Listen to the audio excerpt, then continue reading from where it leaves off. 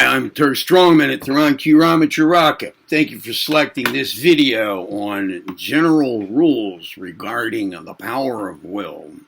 But before I get started, if by the end of the video you found that you liked it, then please give it a thumb up. I'll remind you later. And if you haven't done so already in your life, then please take the time right now to subscribe to this channel and activate the notification bell feature. And as always, share the joy of this channel with others. Now, those things having been humbly requested, on with the show. I'm going to share with you today a narration from Frank Channing Haddock's 1919 book, Power of Will. Some general rules that he lays out. There are two sets of them. This is the first set. Rules pertaining to the exercise of will and the conduct of life.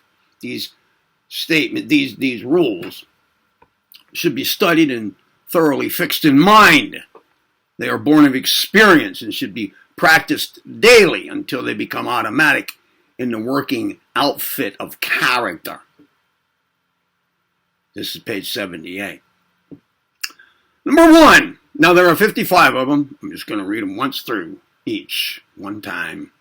You can pause. You can consider. You can find the book. You can go back and listen to it again and again.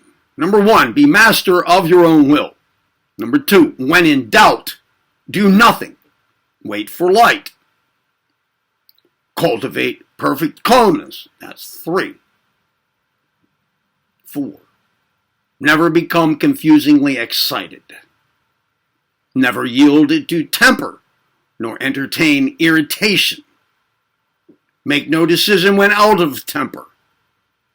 If inclined to rashness, cultivate conservatism. If inclined to excessive injurious conservatism, experience must decide this, cultivate the prompt and progressive spirit. Decide nothing without deliberation where deliberation is possible. Number 10. When deliberation is not possible, keep cool. Confusion is mental anarchy, and it dethrones the king. That would be you, the core of your being, your true ego, the true self, being in charge of your mind. The king. Right. Being you. Right. It dethrones the king. 11. After a decision under such circumstances, though, entertain no regrets. The regretful mind is an enemy to a good will. If the mind has held itself with an iron grip and decided on the spur of dire necessity, the gods could do no more. Number 12. Make no decision without an adequate purpose. Rely on your own intelligent idea of adequacy here. 13. Permit no difficulties to turn you aside from an adequate purpose. Mirabeau called the word impossible that blockhead word. Never try to make a decision the carrying out of which involves a real impossibility. 15. In the pursuit of an adequate purpose, sift means according to ends. Then shift them intelligently. It is folly to tunnel a mountain if you can get a better and cheaper road by going around it. A man in Ohio spent thousands of dollars in laying a roadbed and abandoned it to purchase another railroad. He should have made sure about the operating road first. But if it's necessary to sink money into a new road in order to compel sale of an old one, that's the thing to do. Number 16, the best will is not that which pounds through all circumstances, whether or no, merely for the sake of persistence, but is that which gets there by taking advantage of shifting conditions. Ends, not means, are the goal of the wise will. 17, never lose sight of the main thing in hand. Admit no motive into court which you do not clearly see. A motive is like a would-be soldier. It should undergo medical examination in the nude. Never permit a motive for a decision to tangle up with a motive against. Example, this city is a good business center, but then you have to earn your money a second time in collecting it. Such a marriage of motives involves or breeds confusion. Compel every motive to stand alone. Number 20. Remember that a decision of will involves judge and lawyer. You are merely and always the judge. When desire takes the bench and the judge pleads, it is time to adjourn court. You can get a correct judgment only by sticking to the bench. In other words, never permit yourself to plead either with, for, or against a motive. 21. In making an important decision, summons the whole mind to this one act. I resolve to will. Attention! 22. Make no decision while the mind is partly occupied with other matters. It's impossible to angle for fish and shoot buffaloes at the same time. 23. Never work at cross purposes. Set the will either for one thing or for the other. The man who tries to kill two birds with one stone usually misses both. Where the two birds are, taking a second stone has stolen into the case. Well, next, let me read that last one again. That didn't quite make sense to me. Never work at cross purposes. Set the will either for one thing or for the other. The man who tries to kill two birds with one stone usually misses both. All fine. But then, where the two birds are taking a second stone has stolen into the... I think we already got the point without that. Take all the advice that is offered, then act upon your own judgment. Never discount your own experience. This is number 25. This is dollars, except to the fool. The chief value of the fool's experience is its worth to others. Never discount your own experience. Next, never act upon merely passive resolution. This is weakness. It may be phrased in these words. I guess I will do so-and-so. One must say there too, with Shakespeare, what a lack brain is this? Nothing comes of the lackadaisical will. 27. If this is the general tone of your will, stimulate it by imitation of fierce resolution. Imitation, right? The first secret of persistence is a good start. The second is a constant review of motives. That's a really good one. 29. When tempted to discouragement, defer action to a time of sounder mood. And 30. Never embark on an enterprise in which you do not thoroughly believe. To do otherwise is to introduce confusion among the judicial powers. If it turns out that your want of faith has been wrong, you have nevertheless kept those judicial powers on the bench. This is worth more than the success which you've missed. 31. If you have any settled fears in life, consort with them resolutely and persistently until you know them for liars. You want to hear it again? I want to say it again. I like the way it sounded. If you have any settled fears in life, consort with them resolutely and persistently until you know them for liars. Oh, that sounded really good. It's a nice one, man. Number 32, don't worry. To worry about the past is to dig up a grave. Let the corpse lie. To worry about the future is to dig your own grave. Let the undertaker attend to that. The present is the servant of your will. 33. Never decide an important matter when the mind is confused by sickness. Store this rule in your soul during health. It will stand by you in disease. 34. Never yield a resolution after 3 o'clock in the afternoon. All right? The morning may bring a better thought. So, once it's a little after 3, then that's for the next day. When it comes to resolving mentally resolving things. All right, number 35. Never make an important decision after 3 o'clock in the afternoon, nor before 10 o'clock in the forenoon.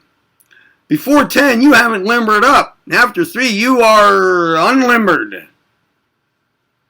These two preceding rules are merely for suggestion, though. Right, about 3 o'clock. That's what it says. 36, never ignore in deliberation a possible consequence. Never ignore in deliberation a possible consequence. 37, insist upon seeing clearly all possible consequences. 38, in deliberation, consequences should always be separated from motives. In judgment, motives should always be considered with reference to consequences. Consequences should always be separated from motives. And then, in judgment, motives should always be considered with reference to those consequences. 39. Before making a decision, magnify all possible difficulties. 40. After decision, minify every actual difficulty and throw out of mind every difficulty which seems to be imaginary. Here are some things that are hard to decide, but then all of life is a taking of chances. 41. If you must take chances, take those that lean your way. 42. Learn to emphasize in thought and to see clearly remote motives, contingencies, and consequences. Be sure that they are not overshadowed by those which are near.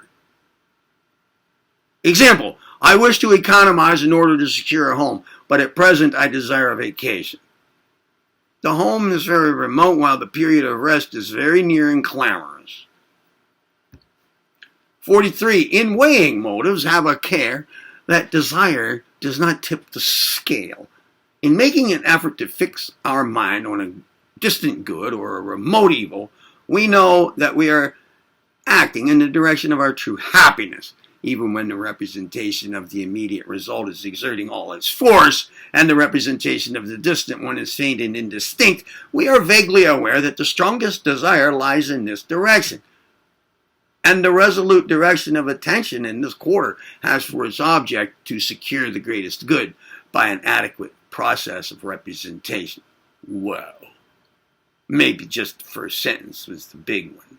In weighing motives, have a care that desire does not tip the scale. There. That.